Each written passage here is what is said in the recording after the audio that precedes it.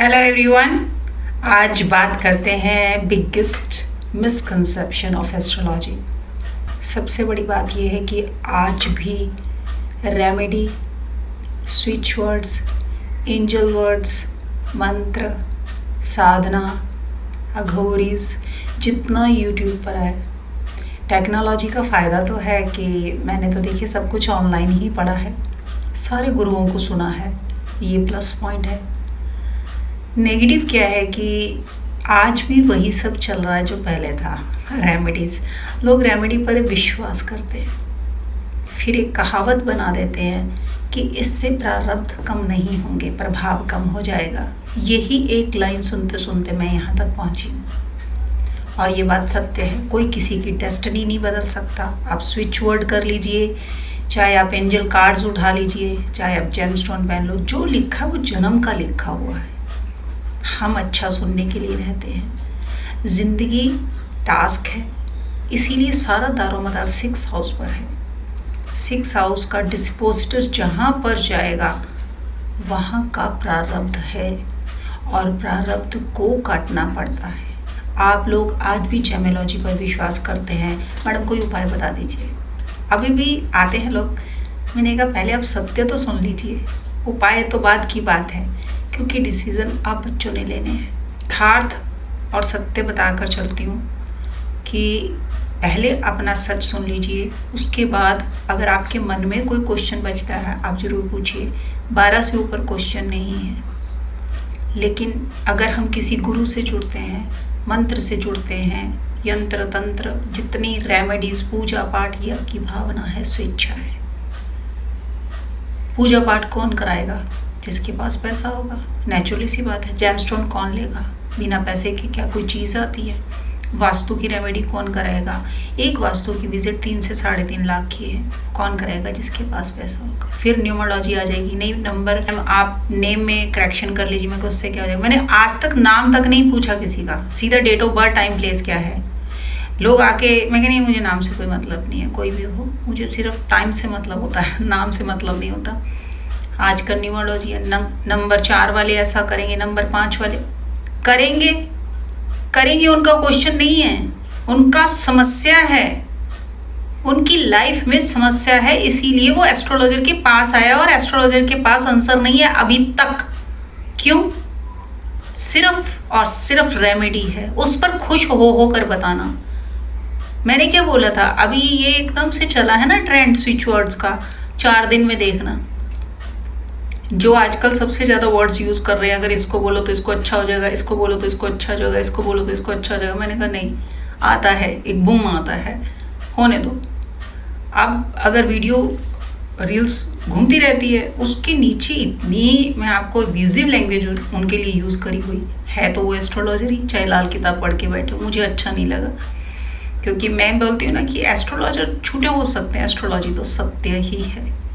ये आता है, एक ट्रेंड आता है। अभी न्यूमरोलॉजी का ट्रेंड है, अच्छा सुनने के लिए सारे आंखें सजा के बैठ जाते हैं। गलतियाँ किसकी हैं? गलतियाँ आप लोगों की है। आते ही पूछेंगे मैडम कोई जेमस्टोन बता देना। नहीं भी कमाना तो सामने वाला बोलेगा कि चलो 70-80 हज़ार का तो बता ही देता हूँ। मैडम कोई पूजा पाठ हो तो बता देना। नहीं भी हो तो भी, अरे पूजा पाठ क्या पूछ के करनी है? आपका जब मन आए तब पूजा पाठ कीजिए, आपका जब मन आए तब आप दान दीजिए, दक्षिणा दीजिए। आपका क्वेश्चन इन क्वेश्चनों को लेकर नहीं है। आपके 12 ही क्वेश्चन हैं, उसमें से एक ही समस्या जो सबसे ज़्यादा वो है पैसे की है। और भी समस्या होती है। मैंने बोला ना, एज सेट है। अगर 20 से 22 साल का बच्चा आएगा, उसका लव प्रॉब्लम होगा।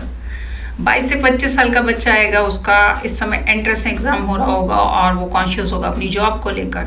27 से 30 के बीच मेरे पास बच्चा आएगा, मैडम मैरिज नहीं हो रही है। 30 से 35 के बच्चे की प्रॉब्लम, बच्चा नहीं हो रहा।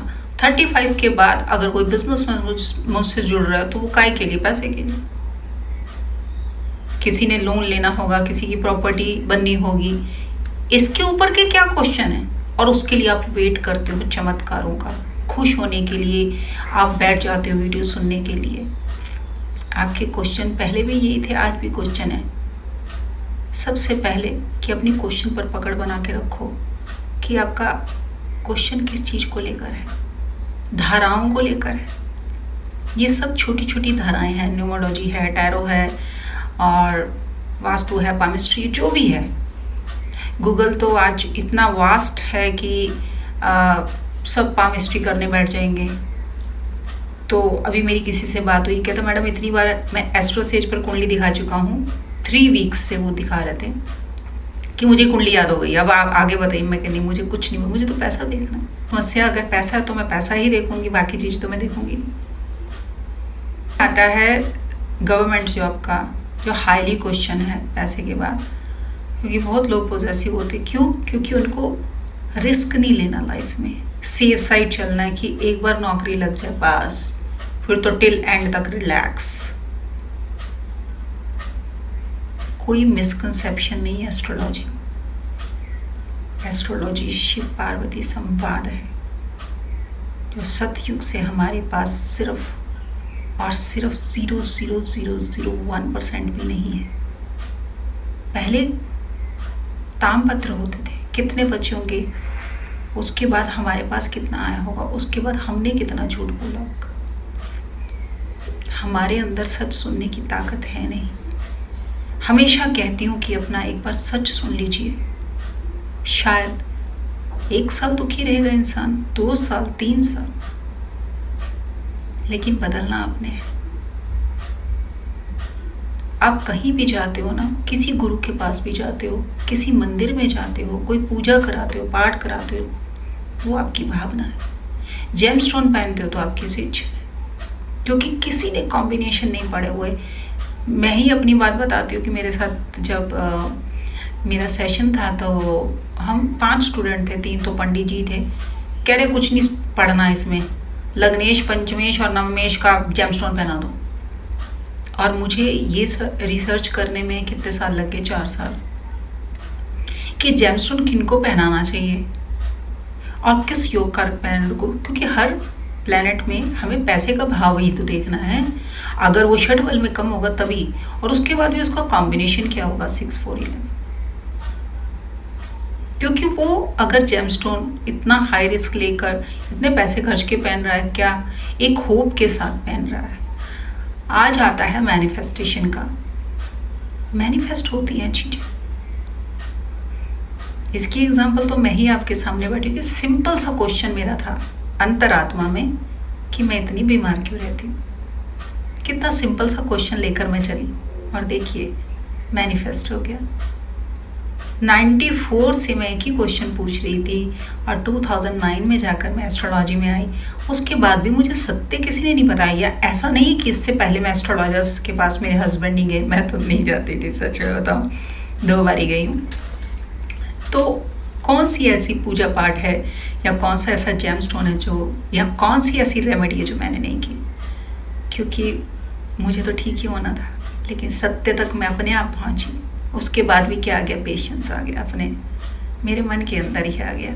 मैंने मैनिफेस्ट क्या करा था, यही एक क्वेश्चन। उसके बाद प्रभु ने यथार्थ ला के मेरे सामने रख दिया। दूसरा क्वेश्चन आया कि प्रभु सिर्फ मेरे बच्चे पढ़ जाएं। देखिए आज बच्चे मेरे पढ़ गए, पढ़ भी रहे और 4 साल बाद कंप्लीट भी हो जाएगी स्टडी। और मैं हमेशा ज्ञान में डूबी रहना चाहती हूँ। तो देखिए आपके सामने आज भी मैं पढ़ाई करती हूँ। मुझे कोई कहता है कि मैडम आप सिखाते हो, मैं कहती नहीं, मैं तो खुद ही अभी पढ़ रही हूँ, तो मैं किसी को सिखाती हूँ। लेकिन बहुत सारे सेंटर्स हैं जो पढ़ाते हैं, तो आप उनसे पढ़ सकते हैं। मेन है हम मन में क्या सोच रहे हैं, हम ब्रह्मांड से जुड़ के सकते हैं। यहाँ बड़ी बड़ी बातें हैं, किसी का अनुभव है, ये मेरा अनुभव है। मैं फेक कभी नहीं बोली है। मैंने बोला था ना कि जब मैं महसूस करती हूँ ना, मैं तभी शेयरिंग करती हूँ। 6 और 11th लॉर्ड शुक्राचार्य हैं। जब तक यकीन नहीं करती हूँ, कितना भी कोई कह ले, मैनिफेस्ट होती हैं चीज़ें। अगर आप पूरी एनर्जी, पूरे ब्रह्मांड को आप एक ही चीज़ तो बार बता रही हो।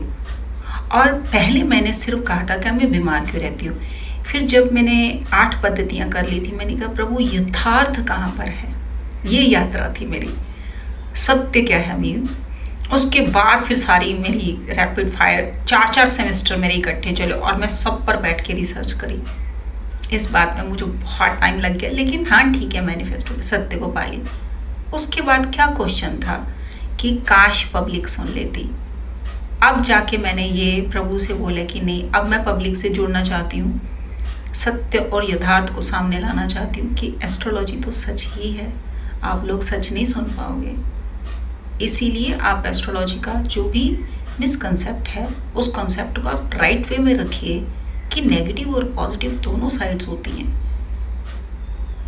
नेगेटिव चीज़ क्या है कि हम चमत्कार पे बिलीव करते हैं, पॉजिटिव क्या है, जो सत्य है उसको अपनाकर वाइजली डिसीजन लेते हैं और उसके बाद हमारी ज़िंदगी के सभी फैसले बिल्कुल सही जाते हैं। क्योंकि सबसे ऊपर क्या है, मरकरी, बुद्धि, वृद्धि, शुद्धि और सिद्धि। इसके अलावा क्या है ज़िंदगी में। और ज़्यादा देखिए मटेरियल वर्ल्ड में मत जाइए, सब यहीं रह जाना है। हर बात के लिए प्रभु को थैंक्स बोलिए कि जो आपने दिया है अच्छा ही दिया है, वरना इतना भी किसी के पास नहीं होता। मैं रेयर कॉम्बिनेशन देखती हूँ, 1 प्लैनेट होगा, 2 प्लैनेट होगा, 3 प्लैनेट हाईएस्ट है ये। लेकिन मुझे कितना कॉम्बिनेशन चाहिए, 9 to 9, और उसमें मैंने 15 साल में कितनी कुंडलियाँ देखी, 3। और रिसर्च करने में इतना टाइम लग गया, राजयोग की रिसर्च, डेथ की रिसर्च, जन्म मृत्यु, किस भाव की मैंने रिसर्च नहीं करी। उसके बाद मुझे कोई हंसी वाला कंटेंट नहीं लगा। मुझे हमेशा लगा कि एस्ट्रोलॉजी इतनी यथार्थ है तो किसी ने बताया क्यों नहीं। अगर सब कुछ पहले से ही लिखा हुआ था तो किसी ने बताया क्यों नहीं, ये से मेरा क्वेश्चन रहा। और अब मैं पब्लिक से जुड़ना चाहती हूँ। देखिए प्रभु कब मैनिफेस्ट करते इस चीज़ को कि मैं बहुत ज़्यादा पब्लिकली आई नहीं, आइसोलेट होकर पढ़ती रही, आज भी पढ़ रही। तो आपके सामने जब मैनिफेस्ट होगी ना चीज़ें, तब आपको यथार्थ समझ आएगा। क्योंकि पहले आप लोग ना एस्ट्रोलॉजी का एग्ज़ाम लेते हो, उसमें जब वो पास हो जाता है उससे जुड़ जाते हो। हर एस्ट्रोलॉजर का आप लोग एग्ज़ाम लेते हो। अब तो आपको पता है इतनी एप्लीकेशन आ गई, 5-5 रुपये की तो कॉल हो गई है। तो इतने एस्ट्रोलॉजर के बाद सत्य से जुड़ना क्या आसान है? आप महात्मा बुद्ध को पढ़िए, आपको पता लग जाएगा सत्य को पाना कितना मुश्किल था। और ऐसा कौन सा दरवाज़ा है जो उन्होंने नहीं खटखटाया, उसके बाद उनको पता चला मुझ में ही सत्य स्वयं ही विराजमान है, बस मैंने ढूंढा ही नहीं कभी। इसीलिए वो मेडिटेशन में गए, अपने आप को पाया। तो यही यथार्थ है, कोई मिसकंसेप्ट नहीं है। एस्ट्रोलॉजी तो सच ही है, बस कोई सच बोलने वाला चाहिए था और कोई सच सुनने वाला चाहिए था। सुनने वाला महान है। अगली बार मिलते हैं एक और सच के साथ, अच्छी बात के साथ। आप मेरे चैनल को लाइक करें, शेयर करें, सब्सक्राइब करें। डॉक्टर किरण बाबा, बाय।